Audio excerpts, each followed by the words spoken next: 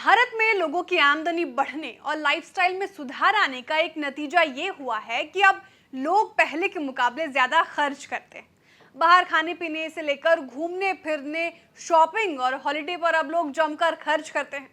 खर्च की इस तरह की आदतें कई बार लोगों को बड़ी मुश्किल में भी डाल देती है। अनियंत्रित और बेवजह पैसे खर्च करने की लत लोगों के पैसे से जुड़े पूरे हिसाब किताब को गड़बड़ा देता है। ये समस्या अमूमन क्रेडिट कार्ड के जरूरत से ज्यादा इस्तेमाल से पैदा होती है। कई लोग अपने बेवजह के खर्चों पर कंट्रोल नहीं कर पाते और जब खाते में पैसे खत्म हो जाते हैं तो वे क्रेडिट कार्ड से धड़ाधड़ शॉपिंग करने लगते हैं। बाद में क्रेडिट कार्ड का बिल बढ़ता चला जाता है और ऐसे लोगों के पूरा वित्तीय ढांचा गड़बड़ा जाता है। ऐसे लोगों की जब आंखें खुलती हैं तब एक हालात बेकाबू हो जाते हैं और इनके सामने पैदा हो जाता है सबसे बड़ा संकट, आखिर अब क्रेडिट कार्ड का बिल चुकाए कैसे। नमस्कार, मैं हूं श्रेया ठाकुर और आप देख रहे हैं बिज मनी। बिज मनी के इस एपिसोड में आज इसी बात पर चर्चा करेंगे कि अगर आपके क्रेडिट कार्ड के बिल आसमान पर पहुंच गए हैं तो इस मुसीबत से आप कैसे बाहर निकल सकते हैं। रिजर्व बैंक और क्रेडिट रेटिंग एजेंसियों की रिपोर्ट्स बताती हैं कि भारतीय जमकर पैसा उधार ले रहे हैं और ये बात महिलाएं और पुरुषों दोनों पर ही लागू होती है। पहले तो क्रेडिट कार्ड के ऊंचे बिल के बुरे असर आपको बता देते हैं। अक्सर लोग क्रेडिट कार्ड के बिल का मिनिमम अमाउंट ड्यू देखकर खुश हो जाते हैं कि चलो बस इतना ही चुकाना है। इसे ऐसे समझिए, मान लीजिए किसी की कुल बकाया रकम है 40,000 रुपए, लेकिन मिनिमम चुकाई जाने वाली रकम है 4,000।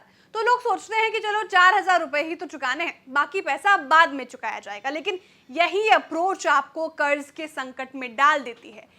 क्रेडिट कार्ड बिल के मिनिमम अमाउंट को चुकाने के बाद बची रकम पर आपको तगड़ा ब्याज चुकाना पड़ता है। इस पर आपको 40% तक का ब्याज और चार्ज और पेनल्टी देनी पड़ सकती है। इसका दूसरा असर यह है कि जब आप क्रेडिट कार्ड बिल नहीं चुका पाते हैं और ये बार बार होता है तो इसका सीधा असर आपके क्रेडिट स्कोर पर पड़ता है। आपका क्रेडिट स्कोर इससे खराब होता है। आगे चलकर आपके अगर होम लोन या एजुकेशन लोन जैसे बड़े कर्ज की जरूरत पड़ती है तो इसमें आपको मुश्किलें आ सकती हैं। तो अब बात आई कि आखिर क्रेडिट कार्ड के कर्ज के किस जंजाल से बाहर कैसे निकले। पहला काम तो आप ये कर सकते हैं कि आप अपने बैंक से बात करें और इसमें रीपेमेंट ऑप्शंस पर चर्चा करें। बैंक से पूछें कि आपको अपने बकाया को चुकाने में क्या कोई रियायत मिल सकती है। बैंक को बताएं कि क्रेडिट कार्ड के बिल पर डिफॉल्ट करने का आपका कोई इरादा नहीं है और बैंक की मदद से आप इस कर्ज को चुका सकते हैं। दूसरा विकल्प है कि आप एक पर्सनल लोन लें। इस लोन के जरिए क्रेडिट कार्ड का पूरा बकाया एक बार में खत्म कर दें। लेकिन यहाँ आपको जिस चीज पर फोकस करना पड़ेगा वो ये है कि पर्सनल लोन की ब्याज दर कितनी है। अगर कम रेट पर आपको पर्सनल लोन मिल जाए तो ये विकल्प क्रेडिट कार्ड के बकाये पर लगने वाले ऊंचे ब्याज के मुकाबले सही साबित होगा। एक विकल्प है कि क्रेडिट काउंसलर की मदद लेने का। फ्रीड, डेट काउंसलर, सिंगल डेट जैसे प्लेटफॉर्म इस वक्त लोगों को उनके डेट इश्यूज से निपटने में मदद देते हैं। ये प्लेटफॉर्म आपके क्रेडिट कार्ड बकाए, आपकी फाइनेंशियल कंडीशन और डेट स्ट्रक्चर जैसे फैक्टर्स का एनालिसिस करते हैं।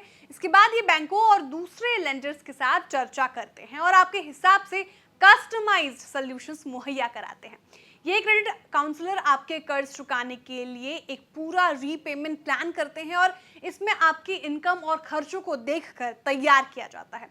अब एक और बात, कई लोग के पास एक से ज्यादा क्रेडिट कार्ड होते हैं। इनके बिल अगर काबू से बाहर हो जाएं तो आप एक स्ट्रैटेजी अपना सकते हैं। सबसे ज्यादा ब्याज जिस कार्ड के बकाये पर लग रहा है उसे पहले चुकाएं और कम ब्याज वाले को बाद में। इससे आप ब्याज पर होने वाले नुकसान से बच सकते हैं।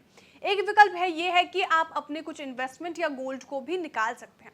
इनमें अपने रिटर्न को देखें। जाहिर तौर पर क्रेडिट बकाया पर लगने वाला ब्याज इनके मुकाबले बहुत ऊंचा होगा। इसके आपको राहत मिलेगी। अगर आपको साल के अंत में बोनस या ऐसा ही कोई एक मुश्त पैसा मिलता है तो इसे भी क्रेडिट कार्ड बकाया चुकाने में इस्तेमाल कर सकते हैं। क्रेडिट कार्ड का बकाया चुकाने की रणनीति पर चलें, उससे पहले ही कार्ड से खर्च करना रोक दें। अपने खर्चों पर कम करें और बेवजह के खर्च खत्म करें। एक बार क्रेडिट कार्ड को बकाया से पूरी तरह से बाहर निकलें, इसके बाद अपनी कमाई और खर्चों के लिए एक स्ट्रैटेजी बनाएं और उसमें पैसों की सेविंग की जगह जरूर रखें। इन तरीकों से आप क्रेडिट कार्ड कर्ज की सबसे बड़ी मुश्किल से उबर सकते हैं। तो बिज़ मनी के इस एपिसोड में इतना ही। अगले एपिसोड में पैसों से जुड़ी कोई और जरूरी चर्चा करेंगे। तब तक के लिए देखते रहिए बिज़ तक।